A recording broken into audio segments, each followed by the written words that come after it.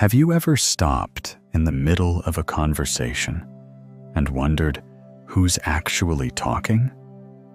Have you ever caught yourself thinking a thought and asked where it came from?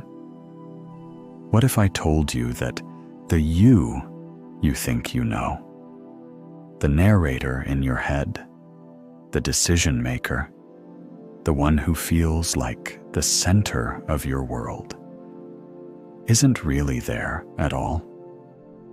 What if everything you believe about being a separate, solid self is just an incredibly convincing story your brain tells you? Today, we're going to explore one of the most liberating discoveries you can make. There is no fixed you. And recognizing this changes everything. I know this might sound unsettling. Your entire life, you've felt like there's a central you making choices, having experiences, and moving through the world. You wake up each morning feeling like the same person who went to sleep. You have memories that feel like they belong to you, thoughts that seem to originate from you, and emotions that feel deeply personal. This sense of being a consistent, separate self feels so real that questioning it might seem ridiculous. You might be thinking, of course there's a me. I'm sitting here right now, listening to this. That feeling is completely natural and universal. Every human experiences this sense of selfhood. But here's what's fascinating. This feeling of being a solid, continuous self is one of the most persistent illusions our mind creates. It's so seamless that we never think to question it.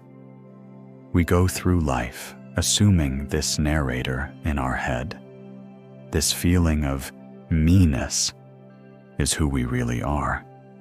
We build our entire identity around it, make decisions based on it, and suffer when we think it's threatened.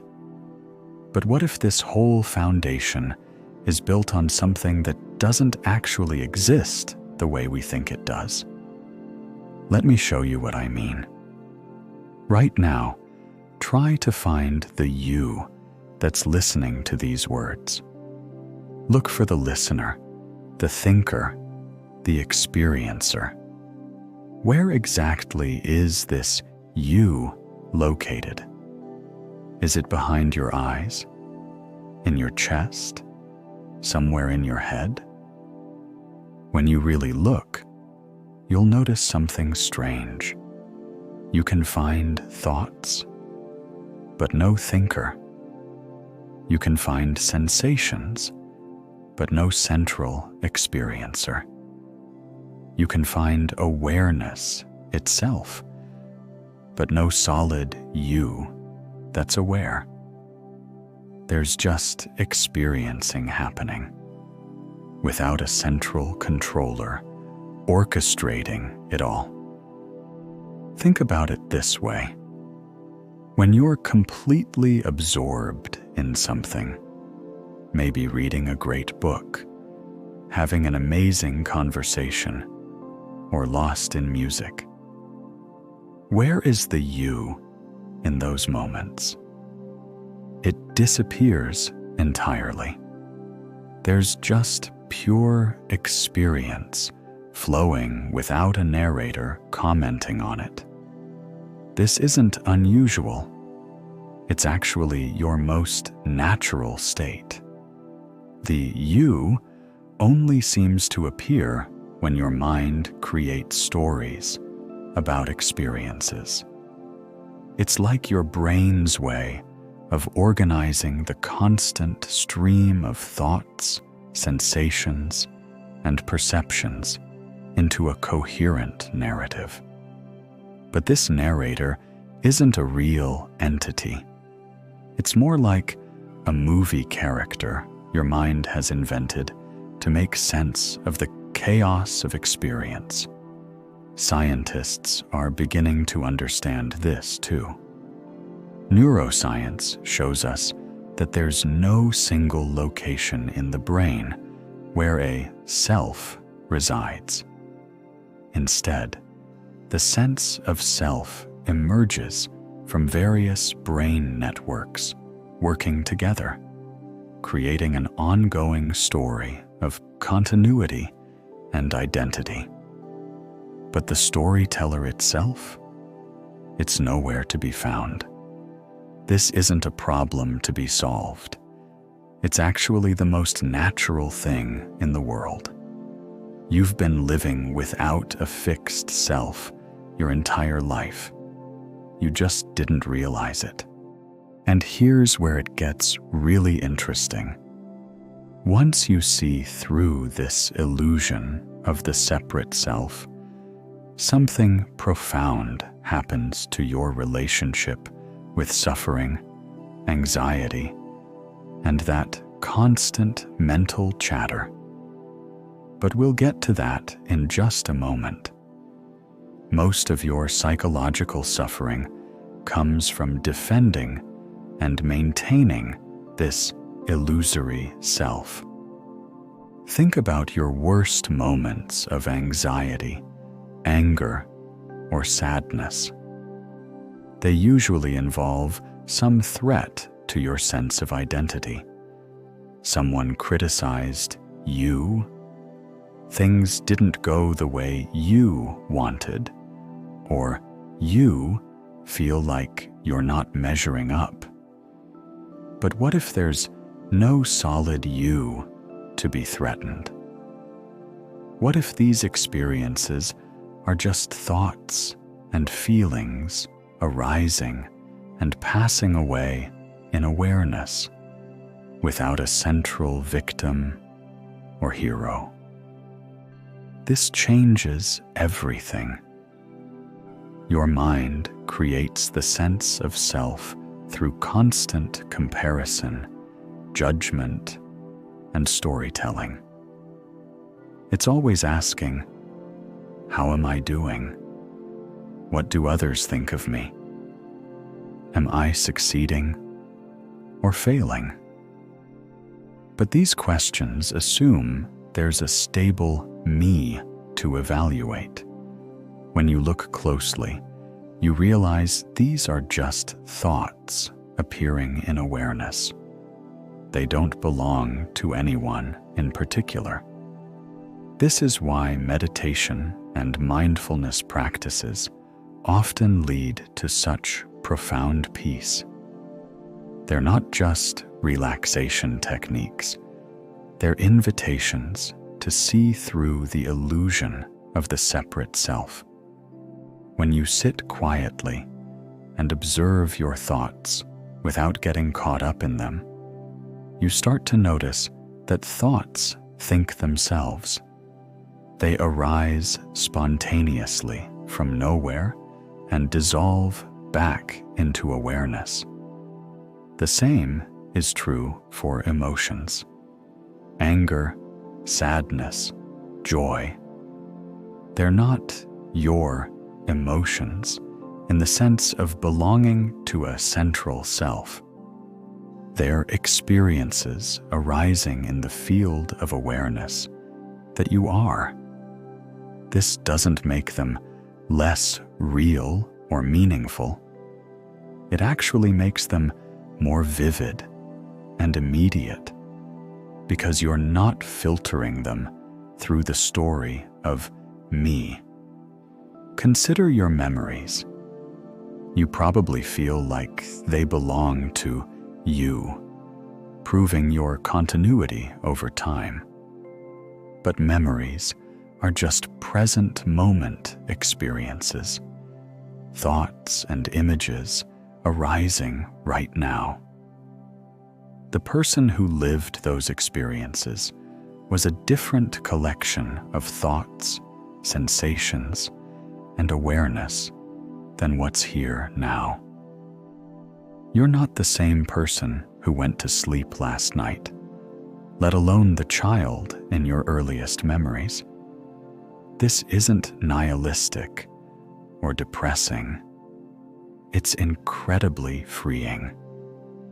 When you realize there's no fixed self to protect or improve, you can relax into what's actually happening. Life becomes less about maintaining a self-image and more about responding authentically to whatever arises.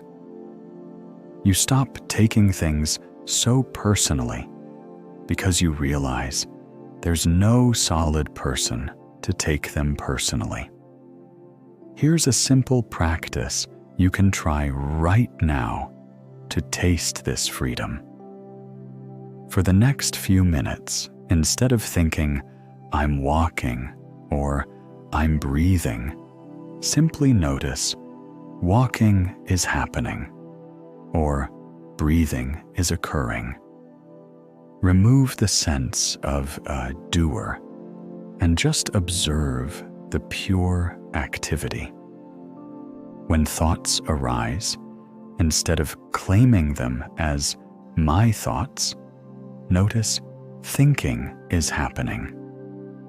When emotions surface, rather than "I'm feeling angry," recognize anger is arising.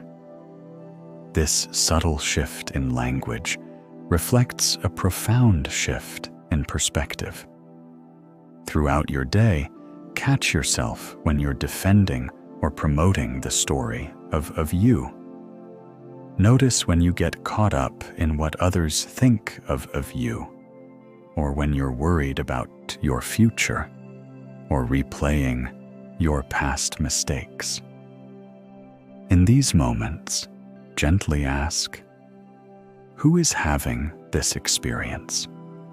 Where is this me that's so concerned? Don't try to make the sense of self disappear. That's just another story the mind creates about what should happen. Instead, simply become curious about it. Look for the one who's looking. Search for the searcher. You'll discover that the more you look for a solid self, the more it reveals itself as empty space. Not empty in a void-like way, but empty like the sky that allows clouds to pass through. When you're feeling overwhelmed or anxious, remember that these are just experiences arising in awareness. There's no separate you that has to fix them or figure them out. Allow them to be here without resistance, and notice how they naturally shift and change on their own.